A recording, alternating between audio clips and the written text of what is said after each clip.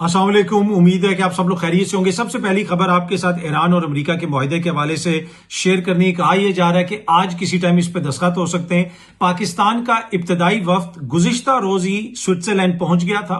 खबर यह आ रही है कि पाकिस्तान के वजीर आजम और दीगर क़यादत भी आज किसी वक्त स्विट्जरलैंड के लिए रवाना हो सकते हैं। अगर वो आज जाएंगे तो आज ही यकीनन वो वहां पे पहुंच जाएंगे। अब ये मुआहदा फ्राइडे को ही साइन हो जाएगा या सैटरडे को साइन होगा, अभी ये उस तरह कंफर्म नहीं है, लेकिन कहा यही जा रहा है कि कभी इम्कान है कि आज ही इस एमओयू के ऊपर दस्तखत हो जाएंगे। ये फाइनल मुआहदा नहीं है, ये एमओयू है। अब तक एमओयू के अंदर क्या क्या चीजें तय पाई हैं, कुछ तफसीलात मैंने आपके साथ पहले भी शेयर की थी। गुज़िश्ता रोज मीडिया से गुफ्तगू करते हुए डोनाल्ड ट्रंप साहब ने भी कुछ बातें शेयर की। उन्होंने कहा कि जो हमारा मकसद था उसको हमने काफी हद तक अचीव कर लिया है। हम कभी भी रजीम चेंज ईरान में नहीं करना चाहते थे, वो हमारा मकसद नहीं था। लेकिन ये तो बिल्कुल बिल्कुल वाज़ेह है कि पहले दिन से अमेरिका का ये मौक़िफ़ था कि हमने वहां पे रजीम चेंज करनी है। इसीलिए वहां के जो सुप्रीम लीडर हैं उनको टारगेट किया गया, उनको मारा गया। दीगर जो क़यादत है उसको भी टारगेट किया गया, उन लोगों को हिट किया गया। मकसद ये था कि वहां पे रजीम चेंज करना थी, लेकिन वो रजीम चेंज ये नहीं कर सके। तो अब सदर ट्रंप ये कह रहे हैं कि जी रजीम चेंज तो हमारा मकसद ही नहीं था। जो मुकामी सतह के ऊपर वो सहूलतकारी चाहते थे वो अमेरिका को वहां पे नसीब नहीं हुई। इन्होंने कोशिश पूरी की कि मुकामी कोई सहूलतकार मिल जाए। इन्होंने आगे पीछे से ग्रुप्स को असला भी दिया, लोगों को भड़काने की कोशिश की, लेकिन वो हो ना सका। और उसके बाद अब सदर ट्रंप साहब ये कह रहे हैं कि भाई हमारा तो कोई ऐसा मकसद ही नहीं था। लेकिन ये बिल्कुल वाज़ेह है कि पहले दिन से अमेरिका वहां पे रजीम चेंज करना चाहता था, लेकिन मुकामी सतह के ऊपर जैसी सपोर्ट उनको मिली वेनेजुएला के अंदर या दीगर साउथ अमेरिका या अफ्रीका के ममालिक में मिलती है, वैसी सपोर्ट उनको ईरान के अंदर से नहीं मिल सकी, जिसकी वजह से आज भी ईरान की रजीम कायम है। ये जंग शुरू होने से पहले जितनी ईरान की रजीम मजबूत थी, आज ये रजीम उससे 10 गुना ज्यादा मजबूत हो गई है। अब पूरे खिते ने देख लिया है कि उन्होंने पूरे खिते के अंदर अमेरिका के खिलाफ कार्रवाइयां की। अमेरिका ने उनको तब्दील करने की पूरी कोशिश की, पूरा एड़ी चोटी का जोर लगाया, लेकिन वो उनको तब्दील नहीं कर सके। और उसमें हमने ये भी देखा कि गुज़िश्ता रोज सदर ट्रंप ये कह रहे थे कि हमें ये उम्मीद नहीं थी, हम ये तवक्को नहीं कर रहे थे कि जितने ये मशरक़ वुस्ता के ममालिक हैं वहां पे जो हमारे अड्डे हैं उनको ईरान ऐसे हिट कर सकेगा। लेकिन ईरान ने हिट किया। तो मैंने जिस तरह पहले भी कहा कि इस सारी एपिसोड से जहां पे अमेरिका की जो ताकत है उसको काफी ज्यादा धचका लगा। और एक चीज बिल्कुल वाज़ेह हो गई कि अमेरिका बम मार के, अमेरिका बमबारी करके किसी भी मुल्क को फतह नहीं कर सकता अनलेस के वहां पे मुकामी सतह पे ऐसी कोई फोर्स हो, ऐसी कोई सियासी ताकत हो या ऐसी कोई ऑपोजिशन हो जो अमेरिका के साथ मिले और उधर रजीम को गिराए, और या फिर जो उनकी अपनी हुकूमत है वो आगे अमेरिका के आगे लेट जाए कि भाई अमेरिका आ गया अब हम कुछ नहीं कर सकते। ये एटीट्यूड आपको उस तरह नजर नहीं आया ईरान के अंदर, और ईरान ने आगे से मुकाबला किया और फिर पूरी दुनिया ने देखा कि अमेरिका उसके साथ निगोशिएट कर रहा है। कोई सोच भी नहीं सकता कि एक ऐसा मुल्क जिसके ऊपर 40-50 साल से पाबंदियां लगी हुई हैं, उनके पास मुनासिब इक्विपमेंट नहीं है, लेकिन उन्होंने अमेरिका को मजबूर कर दिया कि भाई आप हमारे साथ बैठ के ये मुआहदा करें और ये चीजें तय करें। इसकी बुनियादी वजह यह है कि एज ए कौम, एज ए हुकूमत, एज ए मुल्क उन्होंने गैरत दिखाई। वो अमेरिका के आगे खड़े हुए, उन्होंने कहा कि भाई ये नहीं हो सकता कि आप जो कहेंगे वही होगा। अगर आप हमें एक मारेंगे, हम भी आपको पूरा ना मार सकें तो आधा जरूर मारेंगे। तो आगे से उन्होंने मुकाबला किया। और फिर अमेरिका की वो जो एक ताकत थी ना, फौजी ताकत, जिसका एक कॉन्सेप्ट ये बना हुआ था कि अमेरिका कहीं पे भी नेवी भेजेगा, बमबारी करेगा, किसी भी जगह पे कब्जा कर लेगा, वो सारा जो इमेज था वो पाश कर दिया ईरान ने।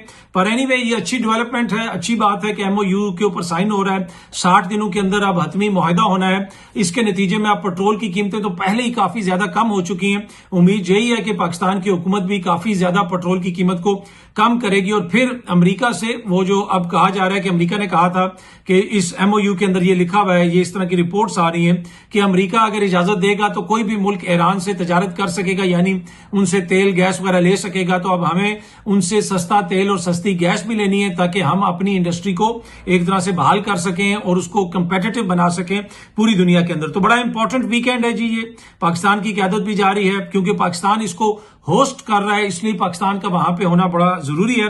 کچھ لوگ یہ امید کر رہے تھے کہ یہ اسلام آباد میں ہوگا اور یہ ساری جو فائنل سرمنی وغیرہ ہے اسلام آباد کے اندر سائن ہوگی، لیکن فار سم ریزن فیصلہ یہ کیا گیا کہ اس کو سوئٹزرلینڈ میں سائن وغیرہ کیا جائے گا۔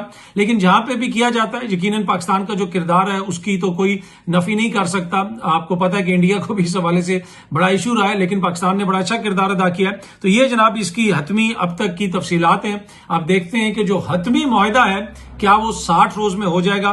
اس پہ میری پریڈکشن یہ ہے کہ وہ ایرانیوں سے اگر آپ بات کریں نا، وہ بڑی لیس نہیں ہو، جو چپک ٹائپ چیز نہیں ہوتی ہے جب آپ ان سے گفتگو بھی کر رہے ہوں، تو مجھے نہیں لگتا کہ وہ 60 دنوں میں اس کو فائنل کریں گے۔ وہ اس کو ڈریگ کریں گے جس طرح انہوں نے اس معاملے کو ڈریگ کیا۔ یہ میری کوئی خبر نہیں ہے، یہ میرا تجزیہ ہے کہ وہ جس طرح بات کرتے ہیں نا کہ وہ بندہ کہتا ہے یار اتنی لمبی اتنی چھوٹی سی بات کرنی ہوتی ہے ادھر ادھر گھما کے، تو مجھے یہ لگتا ہے کہ یہ انہوں نے امریکہ کو بھی اور بھی پھمبیریاں دینی ہے، اور اس معاہدے کی جو حتمی شکل ہے وہ 60 روز کے اندر مجھے نکلتی ہوئی نظر نہیں آ رہی۔ ہو سکتا ہے میں غلط ثابت ہوں، لیکن یہ میرا تجزیہ ہے۔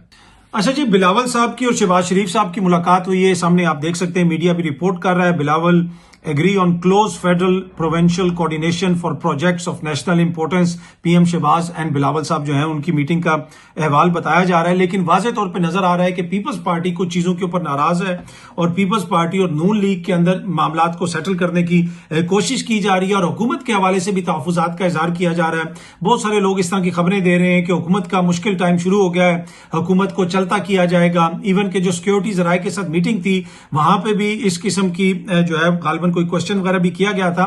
میں دیکھ رہا تھا سینئر صحافی ہیں غریدہ فاروقی صاحبہ، انہوں نے ایک پوسٹ کی ہوئی تھی کہ سینئر سیکیورٹی عہدیدار سے آج ہم صحافیوں کی راولپنڈی میں ملاقات ہوئی۔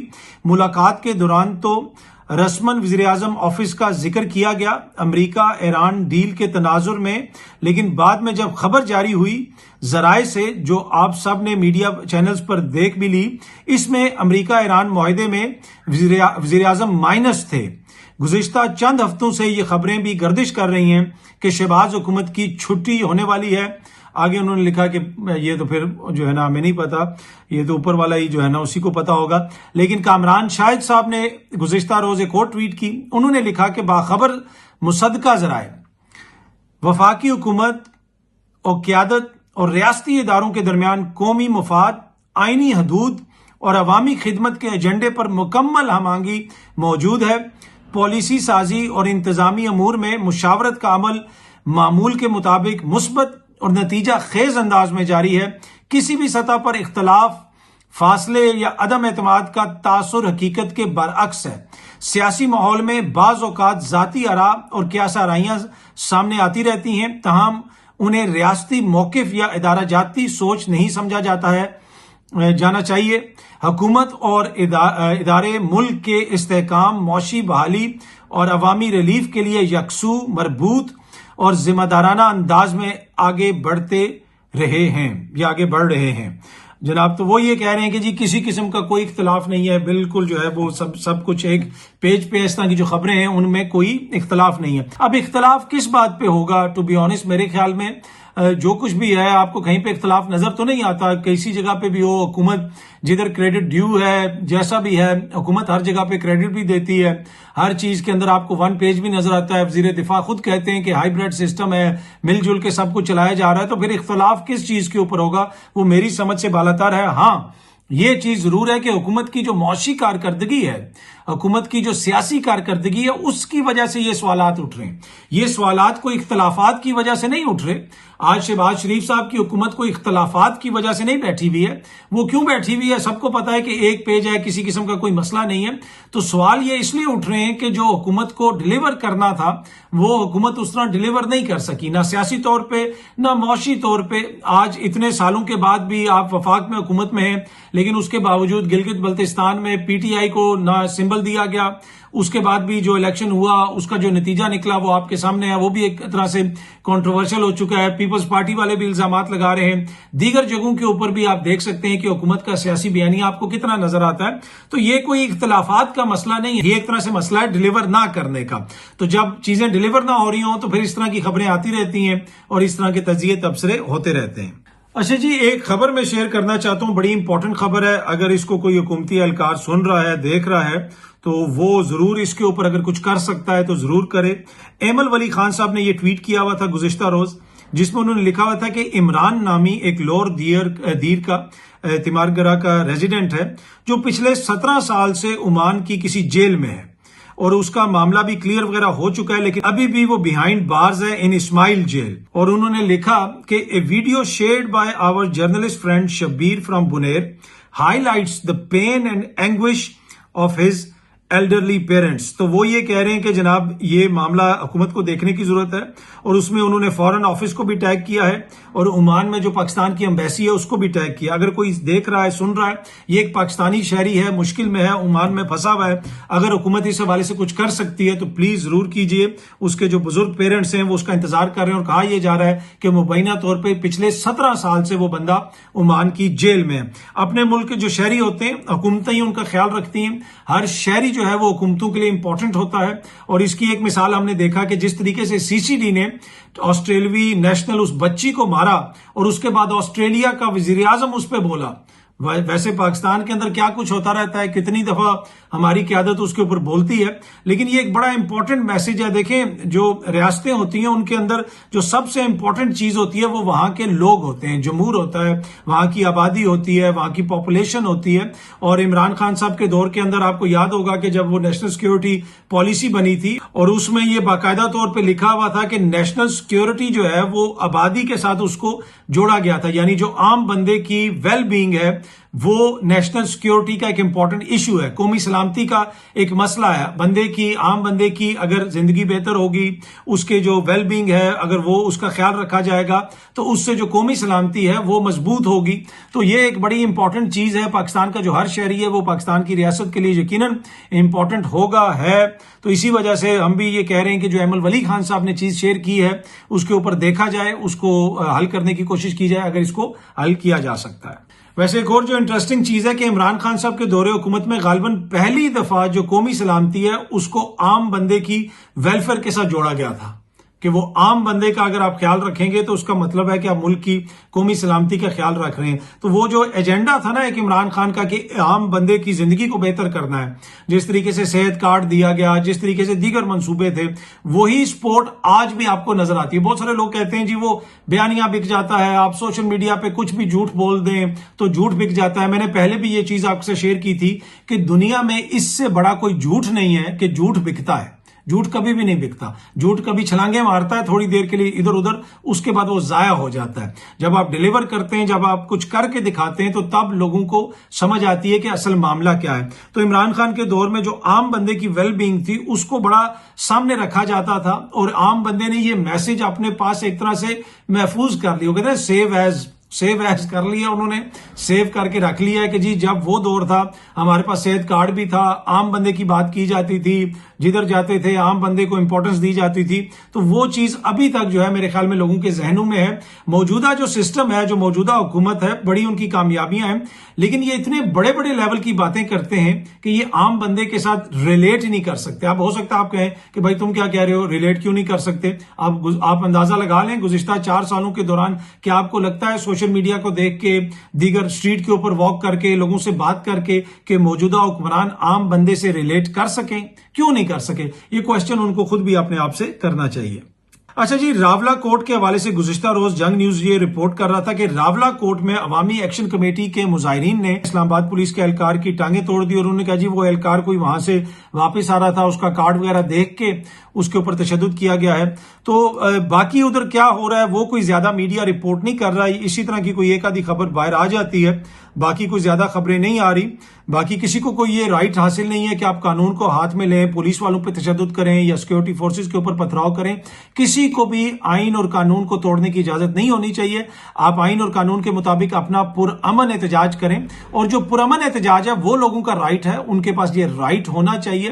اور اسی طریقے سے پھر جو میڈیا ہے اس کا بھی یہ فرض ہے کہ وہ سارا پھر جا کے رپورٹ کرے نا. ایک آدھی چیز وہ بیچ میں سے رپورٹ کر دیتے ہیں، باقی ادھر کوئی جا کے اس طرح رپورٹ نہیں کرتا کہ کیا سچویشن ہے. کبھی میڈیا والے کہتے ہیں جی وہ ہڑتال ناکام ہو گئی، کبھی کہتے ہیں جی وہ ہڑتال کی وجہ سے چولہے ٹھنڈے ہو گئے، تو کوئی سمجھ نہیں آتی کہ وہ ادھر ہو رہا کیا ہے۔ پر اینی وے شاید بزی ہیں میڈیا والے، اس لیے ادھر جا نہیں سکتے، تو ادھر سے بیٹھ کے خبریں جو ان کے پاس آتی ہیں وہ شیئر کر دیتے ہیں۔ لیکن اس مسئلے کو بہتر طریقے سے حل کرنے کی ضرورت ہے اور سیاسی طریقے سے حل کرنے کی ضرورت ہے۔ اچھا، ایک نیا قانون لے کے آ رہی ہے حکومت، جو نجی جائیداد مالکان ہیں وہ ٹیلی کام انفراسٹرکچر کے لیے جگہ دینے کے پابند ہوں گے۔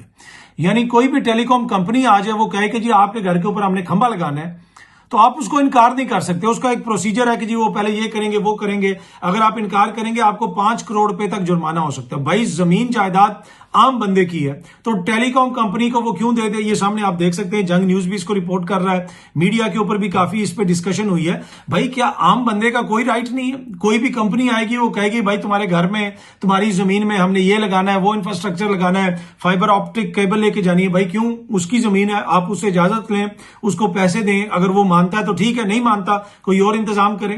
یہ کیا بات ہوئی کہ بھائی آپ کسی کو بھی، کوئی بھی کمپنی ہوگی جو پرائیویٹ کمپنی ہے، وہ آ کے ایسی بات کر دے گی اور آپ پابند ہو جائیں گے کہ آپ نے اس کی بات ماننی ہے؟ دنیا کے کس ملک میں ایسا قانون بنایا جاتا ہے کہ جی کوئی بھی کمپنی آئے گی، وہ کہے گی جی 5G کا ٹاور لگانا ہے، چلو آپ نکلو یہاں سے، ہم آپ کو اتنا پیسہ دیں گے، لینا ہے تو لو، نہیں لینے تو نہ لو۔ یہ تو کوئی طریقہ کار نہیں ہے، اس کو کوئی بہتر طریقے سے اس کا حل نکلنا چاہیے۔ باقی ٹیلی کام کا جو انفراسٹرکچر ہے اس میں بہتری لانے کی ضرورت ہے، اس کو بہتر کرنے کی ضرورت ہے، وہ اس میں نو ڈینائنگ دا فیکٹ۔ لیکن اس قسم کا قانون کم از کم ایک جمہوریت میں میرا نہیں خیال کہ کوئی جمہوری سوچ رکھنے والی جماعت پاس کر سکتی ہے، بلکہ پیش بھی کر سکتی ہے۔ ان لوگوں نے تو پیش بھی کر دیا، اور کچھ خبریں ایسی ہیں کہ غالباً یہ قومی اسمبلی سے آ کے اب سینٹ میں پہنچا ہوا یہ بل، تو اب دیکھتے ہیں جناب آگے اس کا کیا ہوتا ہے۔ اچھا جی، آخر میں خبر شیئر کرنی ہے خواجہ آصف صاحب کا جو ضمیر کا بوجھ ہے اس کے حوالے سے۔ اسد کیسر صاحب نے کہا کہ خواجہ آصف بتائیں کیا 8 فروری 2024 کا الیکشن ان کے ضمیر پر بوجھ نہیں؟ پچھلے دنوں، جو پچھلے ایک آدھے دن پہلے خواجہ صاحب نے کہا تھا کہ میرے ضمیر پہ بوجھ ہے، اس زمانے میں جو قانون سازی ہوتی تھی وہاں پہ ISI کے افسران ہوتے تھے اور یہ اور وہ، تو میں وہ بوجھ اتارنا چاہتا ہوں۔ تو خواجہ صاحب جو ہیں وہ انہوں نے یہ بوجھ اتار دیا۔ تو اسد کیسر صاحب پوچھ رہے ہیں کہ وہ 2024 کے الیکشن کا کوئی بوجھ آپ کے اوپر ہے؟ اور منصور علی خان کے پروگرام میں غالباً بیٹھ کے انہوں نے کہا تھا کہ 2019 میں ہی جنرل فیض نے مجھ سے رابطہ کر لیا تھا، ہماری میٹنگ ہوئی تھی اور انہوں نے کہا تھا کہ پہلے آپ پنجاب کی حکومت لے لیں، اس کے بعد آپ کو وفاق دے دیں گے۔ کیا اس وقت آپ کے اوپر کوئی بوجھ نہیں پڑا تھا جب آپ متعدد بار ان سے رابطے کرتے رہے، ملاقاتیں کرتے رہے، میٹنگز کرتے رہے؟ جنرل باجوہ کے والد کے ساتھ ان لوگوں کی میٹنگز ہوتی رہیں اور بہت کچھ ہوتا رہا۔ وہ اس وقت کسی کو بھی، ان میں سے کسی کو بھی کوئی بوجھ، کسی بوجھ کا احساس نہیں ہوا۔ تو وہ بوجھ میرے خیال میں اتنا ہی لینا چاہیے اور اتنا ہی شو کرنا چاہیے جتنا جو ہے وہ مناسب ہو۔ جب بندہ خود وزیر دفاع ہو تو پھر اپنے اداروں کے حوالے سے اس طرح کی گفتگو کر کے آپ اپنے اداروں کو خود متنازع بناتے ہیں، ایسا نہیں کرنا چاہیے۔ سیاسی پوائنٹ سکورنگ کے لیے PTI والوں کے اوپر باتیں کرنے کا بہت سارا مٹیریل ہے، ان کو کسی اور چیز کا تانا مار دیں، کوئی اور بات کر دیں، لیکن جب ملک کا وزیر دفاع اس طرح کی بات کرتا ہے تو پھر پوری دنیا سنتی ہے، پوری دنیا دیکھتی ہے، تو یہ کوئی اتنا مناسب نہیں لگتا۔ دونوں سائڈوں سے جب آپ ایک دوسرے پہ تنقید کرتے ہیں، وہ تنقید ایسی ہونی چاہیے کہ جو اس کی ایک تو شائستگی کے دائرے میں ہونی چاہیے، وہ تو موسٹلی سیاستدان کرتے ہی ہیں۔ دوسرا پھر جو اس کی جو سینسٹیوٹی ہے اس کو بھی سمجھنا چاہیے کہ آپ ایک عام بندہ کہہ رہا ہو نا، ایک یوٹیوبر کہہ رہا ہو بیٹھ کے، وہ ایک الگ بحث ہوتی ہے، ایک الگ بات ہوتی ہے۔ لیکن جب ملک کا وزیر دفاع اس قسم کے الزامات لگا رہا ہو تو وہ پھر ٹو بی آنیسٹ مناسب نہیں لگتا۔ بہت جلدی آپ سب دوستوں سے دوبارہ ملاقات ہوگی۔ Thank you very much.